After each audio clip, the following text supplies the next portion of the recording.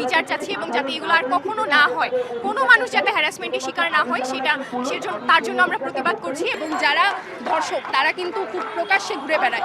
অন্যদিকে যে মেয়েটা ধর্ষিতা হয়েছে তাকে কিন্তু সবসময় একটা ভয় বা একটা ইয়ার মধ্যে কিন্তু থাকতে হয়। দেশে যে ধর্ষণের যে মহাসমারোহ দেখা যাচ্ছে, এইটা বন্ধ করার জন্য আমরা সকল ডিপার্টমেন্ট চাই যে এটা যেন খুব দ্রুতই বন্ধ হয় এবং সরকার যেন খুব দ্রুত এর জন্য পদক্ষেপ নেয়। এই আসিয়ার বোনের শাশুড়ি একজন নারী, এই নারী নামের কলঙ্ক। এইরকম কিছু কতিপয় নারীর জন্য আমরা নারী সমাজ অপমানিত হচ্ছি। সুতরাং আমি মনে করি এই নারীকেও ফাঁসির কাজটা ঝুলানো দরকার। যখন ঘটনা ঘটে আমরা কি করব?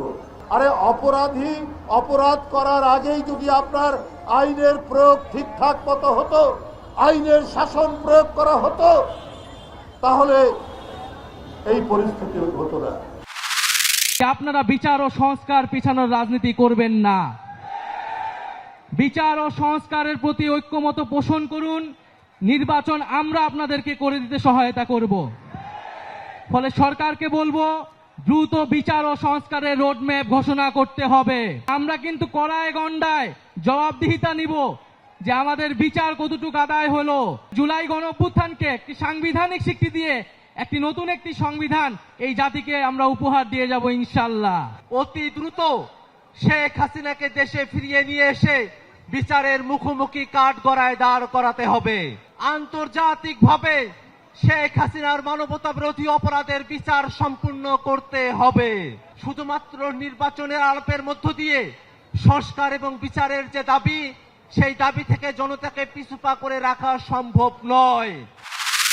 নতুন যারা রাজনৈতিক দল হিসেবে নিবন্ধিত হতে চান তারা আগামী 20 এপ্রিল 2025 তারিখ পর্যন্ত নির্ধারিত শর্ত পূরণ করে আমাদের কাছে আবেদন করবেন। আমরা সেটা পর্যালোচনা করব এবং তার পরবর্তীতে যে নিবন্ধন প্রক্রিয়া আছে সেটা সম্পন্ন করব। আগে যে বিধিগত ব্যবস্থাগুলো ছিল যে 1/3 জেলা পর্যায়ের 100টা উপজেলা পর্যায়ে এবং অন্যান্য যে শর্তগুলো আছে সেটা বিজ্ঞপ্তিতেও এটা দেওয়া আছে। আপনারা একটু দয়া করে এটা দেখে নেবেন।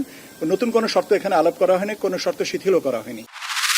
কোন লোকটা 12 মাস 365 দিন দায়িত্ববোধ এবং ইমানদারির সাথে সামাজিক দায়িত্ব পালন করে আপনি তাকে বেছে নেবেন, ওই ভণ্ডকে বেছে নেবেন না, যে নির্বাচনের সময় আপনাকে ধোঁকা দেওয়ার জন্য তার ড্রেস পরিবর্তন করবে, তার মনোভাব পরিবর্তন করবে, তার আচরণে পরিবর্তন আসবে, কিন্তু election period is over, everything over.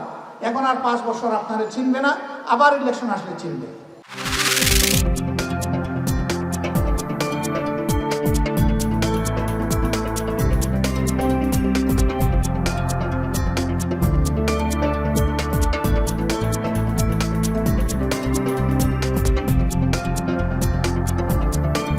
ডানপন্থী দল, বামপন্থী দল, ইসলামিস্ট দল, সমাজতন্ত্রী দল, এগুলো সব একসাথে লড়াইয়ের ময়দানে নেমেছে এইবারই প্রথম এবং ঐক্যবদ্ধভাবে যুগপৎ আন্দোলনে। এই কাজটা সম্ভব করেছেন তারেক রহমান সাহেব। আপনার একটা রাষ্ট্র পরিচালনা করতে হলে তো আপনার রাষ্ট্রের ক্ষমতার পরিবর্তন আনতে হবে এবং সেটা আনতে হবে গণতান্ত্রিক প্রক্রিয়ায়, ভোটের মাধ্যমে, নির্বাচনের মাধ্যমে।